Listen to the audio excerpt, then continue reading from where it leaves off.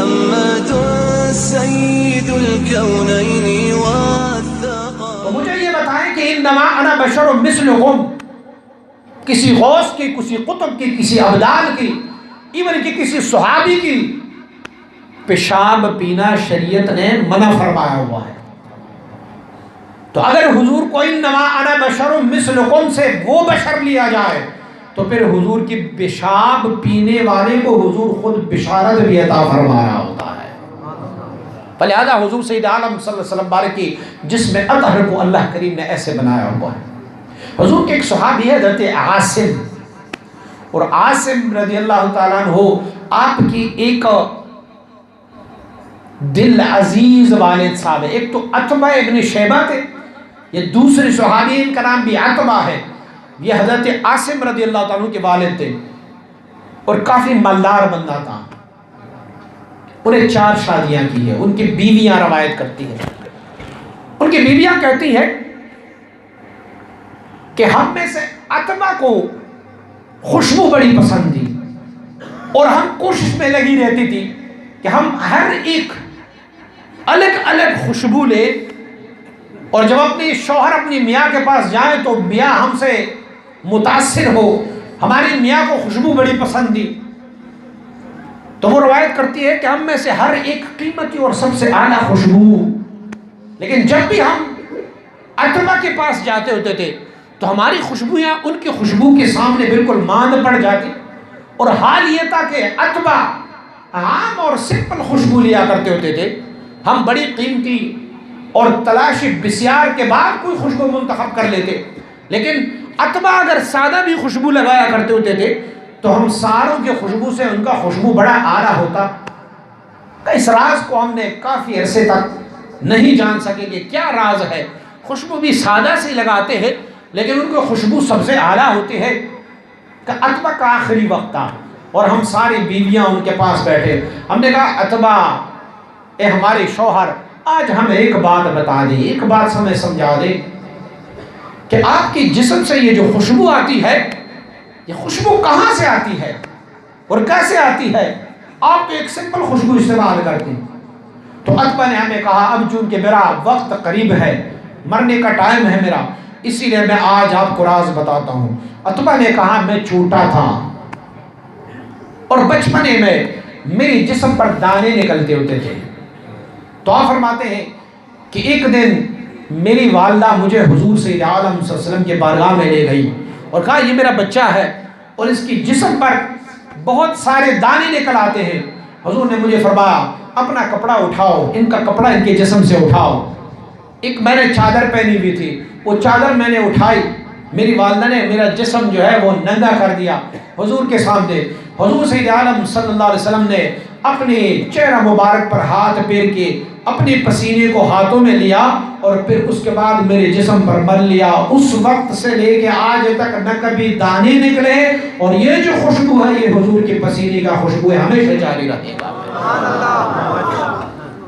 تو حضور سید عالم صلی اللہ علیہ وسلم بارک کی ذات اقدس اور آپ کی جسم اطہر کی ہر جز، ہر اعضاء، سبحان اللہ، حضور کا لعاب دہن ہے، آپ کی زبان مبارک ہے، نواسہ رسول، جگر گوشت بطول، حضرت امام حسن مجتبی،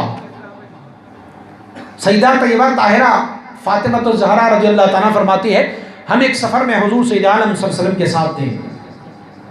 بیابان تھا، صحرا، ریگستان تھا، وہاں پر پانی نہیں مل رہا تھا اور امام حسن چھوٹا تھا، آپ چھوٹے تھے، میرے ساتھ تھے اور آپ کو پیاس لگی. سارے قافلے میں ہم نے پانی ڈھونڈا، پانی کہیں نہیں ملا. ہم نے کہا پتہ نہیں اب امام حسن کا کیا ہوگا، یہ تو اب پیاس سے اللہ نہ کرے ان کی جان نکلی جا رہی ہے اور پانی کا نام و نشان تک نہیں ہے. جس در سے ہمیں امید تھی وہ مصطفیٰ کریم کا در تھا.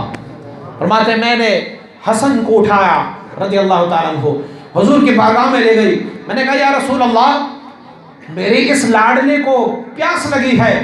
حضور نے فرمایا حسن اپنا منہ کھول. حضور حسن نے اپنا منہ کھولا اور حضور سید عالم صلی اللہ علیہ وسلم نے اپنی زبان مبارک امام حسن رضی اللہ عنہ کے منہ میں ڈالا، آپ نے زبان چوسی، فرمایا کبھی اس کے بعد حضرت حسن نے کبھی پیاس کی شکایت ہی نہیں کی۔ ساری زندگی ہم کہتے رہے حسن پانی پیو، کہتے مجھے پانی کی ضرورت ہی نہیں ہے، کبھی کبھار پیا کرتے ہوتے تھے اور فرماتے ہوتے تھے مجھے پانی کی ضرورت نہیں ہے کیونکہ مصطفیٰ کریم کا لعاب دہن لگا ہوا ہے۔ لوگ یہ بھی سوچتے ہوں گے کہ صحابہ کرام رضوان اللہ علیہم اجمعین آپ مبارکین جب بیمار پڑ جاتے، آپ کو تکلیف ہوتی تو پھر کیا علاج کرتا؟ حضور کے ایک صحابی حضرت نافع رضی اللہ عنہ، حضرت نافع رضی اللہ عنہ کو حضور نے فرمایا میرا ایک دشمن ہے، اس دشمن کو کون قتل کر سکتا ہے؟ مدینہ منورہ میں ایک یہودی تھے اور یہودی حضور سے حاشا گستاخیاں کرتے ہوتے تھے۔ حضرت نافع رضی اللہ عنہ فرماتے ہیں میں نے اپنا انگلی اٹھائی، میں نے کہا یا رسول اللہ میں جا کے آپ کے دشمن کو ختم کر دوں گا، میں آپ کی عزت و ناموس کا پہرا دینے والا ہوں۔ حضرت نافع رضی اللہ عنہ فرماتے ہیں کہ جب میں اس کافر کو مارنے کے لیے گیا تو وہ دوسری منزل میں تھا اور رات کی تاریکی میں وہاں گیا۔ آپ اپنا واقعہ طویل بیان کرتے ہیں کس طریقے سے میں ان کو مارا، قتل کیا۔ قتل کرنے کے بعد چونکہ وہ یہودیوں کا بڑا تھا، سردار تھا، تو اس نے چیخ ماری، آواز لگائی اور آس پاس کے جو پہرے دار تھے، جو چوکیدار تھے، انہیں پتہ چلا۔ اب مجھے خطرہ یہ لگا کہ کہیں وہ مجھے نہ پکڑ لے، تو میں نے دوسری منزل سے چھلانگ لگائے۔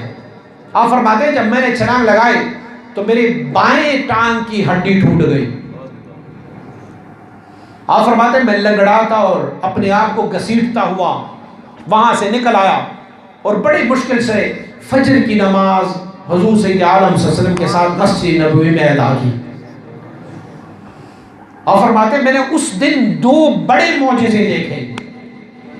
ایک معجزہ میں نے یہ دیکھا کہ ابھی میں نے بتایا نہیں تھا کہ اس کافر یہودی کو میں نے قتل کیا، جیسے حضور نے سلام پھیرا تو فرماتے ہیں سب سے پہلے حضور نے فرمایا الحمدللہ ہمارا دشمن آج دنیا سے چلا گیا۔ دوسرا معجزہ حضور نے مجھے نہیں دیکھا تھا، میں صفوں میں سب سے آخر میں تھا، حضور نے فرمایا اور نافع نے اسے قتل کیا اور نافع بھی تشریف لائے ہیں، مرحبا نافع۔ نافع فرماتے کہ میں نے عرض کی یا رسول اللہ صلی اللہ علیہ وسلم میری ٹانگ میں فریکچر ہو گیا ہے، میری ٹانگ ٹوٹ گئی ہے۔ حضور نے فرمایا نافع آگے آ جاؤ۔ میں جب آگے گیا تو حضور نے نہ پٹی باندھی نہ ان کے ساتھ لکڑیاں باندھی، حضور نے نہ مجھے ڈاکٹر کے پاس نہ اس میں کوئی راڈ ڈالا، حضور نے اپنی لعاب دہن اٹھا کے میری اس ٹوٹی ہوئی ٹانگ پر لگائی اور آپ فرماتے ہیں کہ گویا میری ٹانگ ایسی ٹھیک ہو گئی کہ جیسے کبھی ٹوٹی نہیں تھی۔ بل تو قل انما انا بشر مثلکم، کسی بشر میں یہ طاقت ہے کہ وہ اپنی لعاب دہن سے کسی کی شفا کر دے؟ بلکہ حضور کے ایک صحابی ہے، وہ دوران جہاد ان کی ایک آنکھ پوری کی پوری ایک آنکھ نکل جاتی ہے اور حضور سید عالم صلی اللہ علیہ وسلم کے بارگاہ میں حاضر ہو جاتے ہیں۔ حضور سید عالم صلی اللہ علیہ وسلم بارک ان کی آنکھ کو ان کی آنکھ کی ڈلے میں ڈالتے ہیں اور اپنا لعاب دہن اس پہ لگاتا ہے، رب کائنات ان کی بینائی کو بھی تیز فرما دیتا ہے۔ آنکھ تو ٹھیک ہی ہو جاتی ہے لیکن ان کی بینائی بھی تیز ہو جاتی ہے۔ فلہذا اللہ کریم نے حضور سید عالم صلی اللہ علیہ وسلم بارک کی جسم اطہر کو تمام عالم سے ممتاز بنا لیا ہے، بلکہ وہ تو یہ جسم اطہر تو حضور کا وہ جسم ہے کہ حضور معراج پر جاتے ہیں، اللہ رب العزت کی دیدار کرتے ہیں، انہی سر کی آنکھوں پر اللہ کی دیدار کر فرماتے ہیں، لیکن رب کائنات نے فرمایا لا تدرکہ الابصار، کسی آنکھ کی کوئی سکت نہیں ہے کہ وہ اللہ کو دے کے اللہ کا دیدار کر لے، لیکن مصطفیٰ کریم کو رب نے وہ آنکھ کے عطا فرمائے کہ ما زاغ البصر وما طغى۔ فلہذا حضور کی جو لفظ بشریت ہے وہ عام بشریت نہیں ہے، وہ تمام بشریت سے ممتاز ہے۔ حضور سید عالم صلی اللہ علیہ وسلم کی بصارت کو رب کائنات نے وہ بصارت عطا فرمائی ہے۔ حضور نماز پڑھا رہے ہیں اور صحابہ کرام فرماتے ہیں کہ سامنے سے ایک نابینا صحابی گزر رہا تھا، ہم ایک میدان میں ایک صحرا میں نماز پڑھ رہے تھے اور سامنے سے ایک نابینا صحابی گزر رہا تھا. وہ زمین ناہموار تھی اور اس صحابی کی پیر ایک گڑھے میں پڑ گیا اور وہ صحابی گر گیا. آپ فرماتے ہیں صحابہ کرام کہ ہم پیچھے کھڑے تھے تو ہم میں سے کچھ لوگوں نے اس منظر کو دیکھا تو ان کی ہنسی چھوٹ گئی, مسکرائے نماز کے دوران. فرماتے حضور سید عالم صلی اللہ علیہ وسلم نے سلام جب پھیرا تو حضور نے ہماری طرف چہرے انور کر کے فرمایا, میرے صحابہ کیا تم لوگ یہ گمان کرتے ہو کہ جب میرا چہرہ رخ بقبلہ ہوتا ہے تو میں سامنے ہی دیکھ سکتا ہوں؟ واللہ جیسے میں سامنے دیکھ سکتا ہوں ویسے میں پیچھے کی طرف بھی دیکھ رہا ہوتا ہوں. بتائے کون سی ایسی آنکھ ہے, کس بشر کی آنکھ ہے کہ وہ سامنے بھی دیکھتا رہے اور پیچھے کے احوال بھی ان کو ملتا رہے. فلہذا اللہ کریم نے حضور سید عالم صلی اللہ علیہ وسلم بارک کی جسم اطہر کی ہر انگ کو, ہر جسم کی ہر عضو کو, ہر اعضاء کو رب کائنات نے ایسے بنایا ہوا ہے کہ وہ سب سے ممتاز ہے, سب سے اعلیٰ ہے, سب سے اولا ہے اور سب سے بہتر ہے. اہل سنت والجماعت کا بہت پیارا عقیدہ ہے کہ آپ ہے تو نور لیکن بشریت کا لبادہ اوڑھ کے دنیا میں تشریف لائے ہیں. تو فلہذا حضور سید عالم صلی اللہ علیہ وسلم بارک نور اور بشر دونوں ہیں. وہ لوگ جو حضور کے شان میں گستاخیاں کرتے ہیں اور اس آیت شریف کو تطبیق کرتے ہیں کہ قل انما انا بشر مثلکم یوحا الی, تو اللہ رب العزت حضور سید عالم صلی اللہ علیہ وسلم کی جسم اطہر کو بھی تمام بشر سے ممتاز بنایا ہوا ہے. ہم خوش قسمت ہے کہ رب کائنات نے ہمیں اپنا محبوب عطا فرمایا ہوا ہے. کسی کو کوئی چیز بڑی پیاری ہو نا تو وہ دوسروں کو نہیں دیتے, اپنے پاس رکھ لیتے ہیں, لیکن رب نے کتنا کرم فرمایا, اپنا پیارا محبوب ہمیں عطا فرمایا ہے. اللہ کریم حضور سید عالم صلی اللہ علیہ وسلم بارک سے سچی اور سچی محبت عطا فرمائے اور آپ کی اطاعت ہمیں نصیب فرمائے.